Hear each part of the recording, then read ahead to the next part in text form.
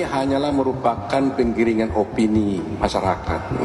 Sebenarnya tidak ada kaitannya dengan perkara ini karena dia tidak pihak. Ya kan, dia tidak pihak di dalam perkara ini. Suasana memanas karena ada gugatan dari paslon 01 dan 03 ke Mahkamah Konstitusi terkait Pilpres 2024. Anies Baswedan, Muhaimin Iskandar, dan Ganjar Pranowo Mahfud MD nggak terima dengan keputusan KPU yang menyatakan kemenangan pasangan Prabowo Gibran.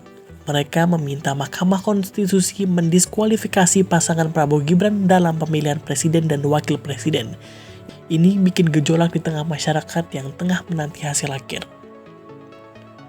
Profesor Yusril menyoroti bahwa gugatan tersebut terlalu berfokus pada narasi daripada bukti yang konkret.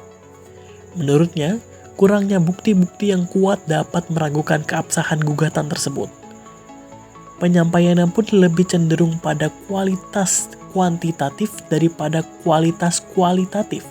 Ini bisa membuat proses pengadilan menjadi tidak efisien dan menimbulkan ketidakpastian bagi kedua belah pihak. Kami sudah mendengarkan dan menyimak dengan seksama pembacaan dan uraian permohonan dari pemohon nomor 2, Pak Ganjar Pranowo dan Pak Mahfud MD, dan kami sudah bersiap-siap untuk memberikan tanggapan akan kami sampaikan pada sidang berikutnya hari Kamis jam 13.00. Sepintas kami dapat mengatakan bahwa permohonan ini sebenarnya lebih banyak narasi seperti yang awal tadi dan sedikit sekali bukti-bukti yang dikemukakan dan sifatnya itu adalah kualitatif yang ujung-ujungnya adalah meminta supaya memohon kepada Mahkamah Konstitusi supaya mendiskualifikasi pasangan calon nomor 2. Dalam hal ini adalah pihak yang memberikan kuasa hukum kepada kami, Pak Prabowo Subianto dan Pak Gibran Raka Buming Raka, dan kemudian mereka menghendaki supaya dilakukan pemungutan suara ulang tanpa mengikut sertakan Pak Prabowo dan Pak Gibran, lalu hanya Pak Ganjar, Pak Mahfud berhadapan dengan Pak Anies dan Pak Muhaimin Iskandar. Tak tanggung-tanggung, gugatan mereka mencakup permintaan untuk mendiskualifikasi pasangan calon 02 para Prabowo Gibran dan melakukan pemungutan suara ulang tanpa keterlibatan pasangan calon 02 yang diinginkan untuk didiskualifikasi. Permintaan ini menimbulkan perdebatan sengit di kalangan publik karena mengubah dinamika politik yang sudah berlangsung dan memunculkan pertanyaan tentang keadilan dalam proses demokrasi. Profesor Yusril juga menekankan pentingnya Mahkamah Konstitusi memahami perbedaan antara pilkada seperti pemilihan kepala daerah dengan pemilihan umum presiden. Dia menegaskan bahwa Mahkamah Konstitusi hanya memutuskan sengketa pemilihan umum secara sementara. Hal ini menunjukkan kompleksitas dalam menjalankan fungsi Mahkamah Konstitusi dan memastikan bahwa keputusan-keputusan yang diambil sesuai dengan kerangka hukum yang ada. Mahkamah Konstitusi menyamakan pilkada dengan pemilihan umum presiden dan wakil presiden. Yang terjadi sebenarnya adalah bahwa Mahkamah Konstitusi menyatakan pilkada itu bukan rejim pemilu. Dan Mahkamah Konstitusi hanya mengadili perkara-perkara itu untuk sementara sampai tiba saatnya nanti pemerintah dan DPR membentuk undang-undang yang membentuk pengadilan yang akan menangani perkara-perkara pilkada. Contoh-contoh yang disebutkan dalam permohonan tadi bahwa MK pernah mendiskualifikasi itu, mendiskualifikasi ini, seluruhnya diskualifikasi terhadap pilkada. Sudah berapa kali MK memeriksa, memutus perkara PHPU, pemilihan presiden dan wakil presiden, belum pernah sekalipun Mahkamah Konstitusi membatalkan seluruhnya dan kemudian melakukan pilpres ulang untuk kedua kalinya. Jadi itu akan kami bantah nanti dalam keterangan yang akan kami sampaikan besok. Pada prinsipnya kami mengatakan bahwa narasi yang dikemukakan lebih banyak merupakan satu pandangan, satu pendapat, ya, mengutip banyak pandangan-pandangan ahli dari buku-buku yang barang tentu akan kami jawab, tapi juga akan dikonter oleh ahli yang akan kami hadirkan dalam persidangan-persidangan berikutnya. Kami berkeyakinan bahwa kami dapat membantah seluruh dalil-dalil yang dikemukakan oleh pemohon dua pada siang hari ini, dan kami berkeyakinan Mahkamah Konstitusi akan menolak permohonan yang disampaikan kepada Mahkamah Konstitusi. Sedangkan Profesor Otto merespon argumen hukum yang diajukan oleh pihak 01 dan 03, menegaskan bahwa argumen tersebut tidak kuat dan bahkan mengacu pada putusan pengadilan dari negara lain yang dianggap tidak sebanding dengan Indonesia. Hal ini menyoroti pentingnya menggunakan argumen yang sesuai dengan konteks hukum Indonesia dalam perjuangan kasus-kasus seperti ini. Panjang persidangan tadi, yang dibahas di sana itu kelihatannya hanya soal demokrasi. Seakan-akan perkara ini perkara tentang demokrasi. Sehingga ada kesan kalau ada yang menang, maka demokrasi bagus, dan kalau ada yang kalah, demokrasi tidak baik. Padahal ini perkara sengketa, ya, sengketa pilpres.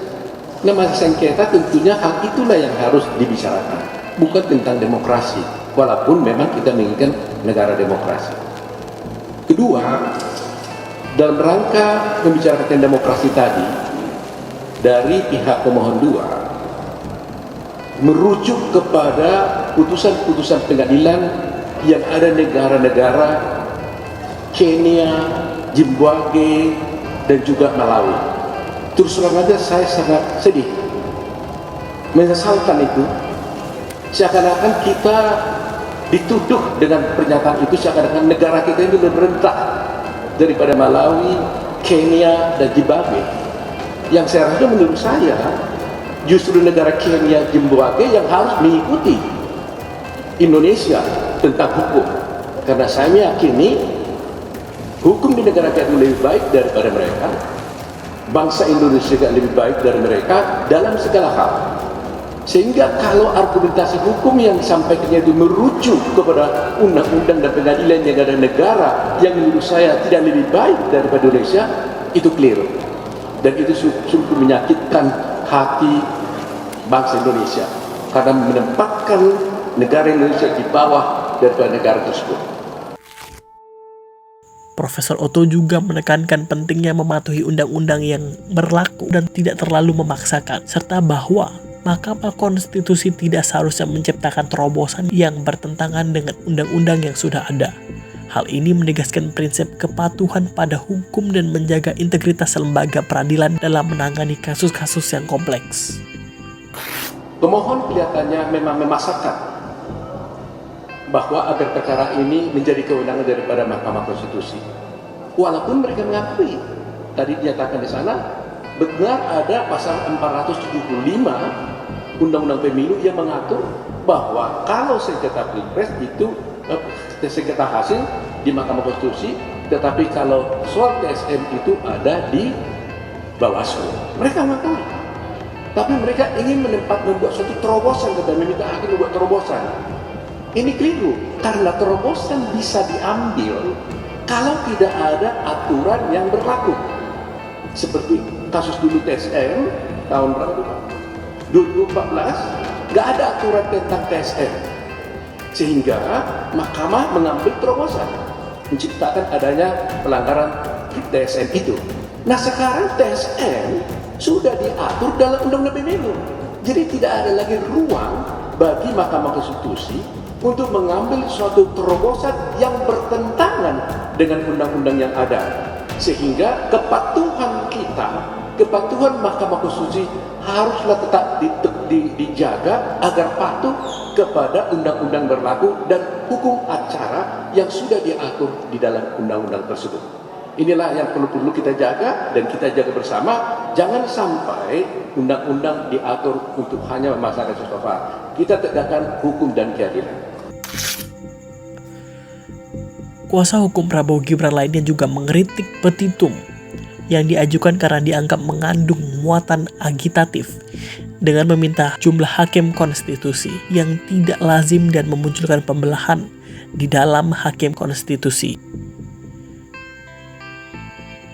Hal ini menunjukkan adanya perbedaan pandangan dalam menilai strategi hukum yang diambil oleh pihak-pihak yang terlibat dalam kasus ini. Kami telah membaca secara cermat seluruh permohonan ini sebanyak 151 halaman. Sebagaimana tadi yang pokok-pokok pikirannya sudah disampaikan dalam persidangan ini, kami menemukan ada 4 hal penting yang sangat elementer dalam permohonan ini. Yang pertama, permohonan ini sebenarnya bercorak riset. Jadi sudah bagus dia itu satu produk riset, tapi salah forum. Tempatnya sebenarnya bukan dalam sengketa ini. Tempatnya itu nanti pada saat pembahasan di Badan Legislasi DPR RI untuk dalam rangka perbaikan hukum pemilu ke depan. Jadi nuansanya lebih kepada ius constitutum sebenarnya, bukan ius constituendum sebenarnya, bukan ius constitutum. Jadi itu tentang cita-cita hukum yang akan diatur dalam muatan materi peraturan perundang-undangan dalam rangka penyempurnaan undang-undang pemilu ke depan. Poin itu kami menganggap hal yang positif saja kalau nantinya permohonan ini mau dibawa ke sana ke DPR untuk pembahasan penyempurnaan undang-undang pemilu ke depan. Itu yang pertama. Jadi karena dengan dasar itu akhirnya permohonan ini terkesan sangat-sangat dipaksakan mencari rujukan teoritik maupun justifikasi dengan cara mencari putusan peradilan atau lembaga Mahkamah Konstitusi dalam bentuk jurisprudensi dan seterusnya. Tapi sangat sulit. Beliau pun menolak argumen bahwa terdapat kekosongan hukum dalam kasus ini, menyatakan bahwa undang-undang pemilu sudah mengantisipasi masalah seperti ini yang diangkat dalam permohonan. Ini menunjukkan perlunya pemahaman yang mendalam tentang kerangka hukum yang berlaku dalam mengevaluasi kasus-kasus kompleks seperti ini. Kedua, dalam permohonan tadi petitumnya itu sebenarnya bagi kami sesuatu yang sangat janggal dan tidak lazim karena petitum itu mengandung muatan yang sangat agitatif. Kalau kita membaca hati-hati petitum itu dimintakan pemohon mengharapkan mendapatkan 5 orang hakim konstitusi saja untuk memutus dan menciptakan sejarah baru dalam persoalan peradaban peradilan ini. Jadi sebenarnya ada upaya pembelahan hakim konstitusi yang berjumlah 8 orang. Mereka berkepentingan untuk mendapatkan 5 orang. Dan itu sebenarnya sesuatu yang sangat tidak lazim dalam satu permohonan. Idealnya memohonkan saja persoalan dinamika yang terjadi di internal hakim konstitusi biarlah itu dibahas dalam RPH. Tapi tidak perlu kami sebagai pemohon sebagai trigger mencoba untuk memframing agar membutuhkan cukup 5 orang hakim konstitusi untuk membuat terobosan penting dalam persoalan ketatanegaraan ini. Yang ketiga, tadi seperti disampaikan ada isu besar yang mereka kembangkan bahwa ada kekosongan hukum terkait dengan persoalan pemilu ini karena sepertinya tidak diatur tentang nepotisme. Karena nepotisme merupakan akar dari seluruh persoalan kecurangan. Dia menjadi posisi marifikasi daripada seluruh persoalan-persoalan yang mereka dalilkan. Bagi kami itu keliru. Karena kenapa?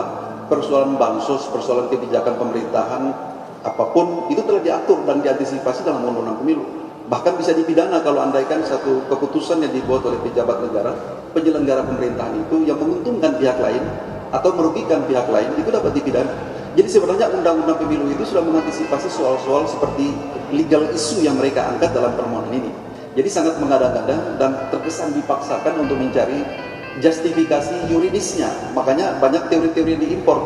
Ya, banyak teori-teori yang diimpor dari beberapa negara, 3 negara setidaknya, ada Austria, ada Belarusia dan segala macam untuk menjustifikasi agar membenarkan Mahkamah Konstitusi keluar dari pakem konstitusionalnya untuk menciptakan terobosan hukum yang seperti diinginkan oleh para pemohon ini. Ia juga mencatat bahwa banyak teori hukum yang diimpor dari negara-negara lain untuk mendukung permohonan tersebut, namun dianggap tidak relevan atau terlalu dipaksakan.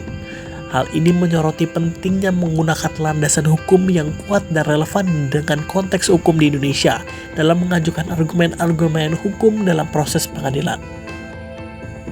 Keseluruhan proses ini menunjukkan kompleksitas dan tantangan dalam menegakkan keadilan dalam ranah hukum, terutama dalam kasus yang berkaitan dengan proses demokrasi dan pemilihan umum.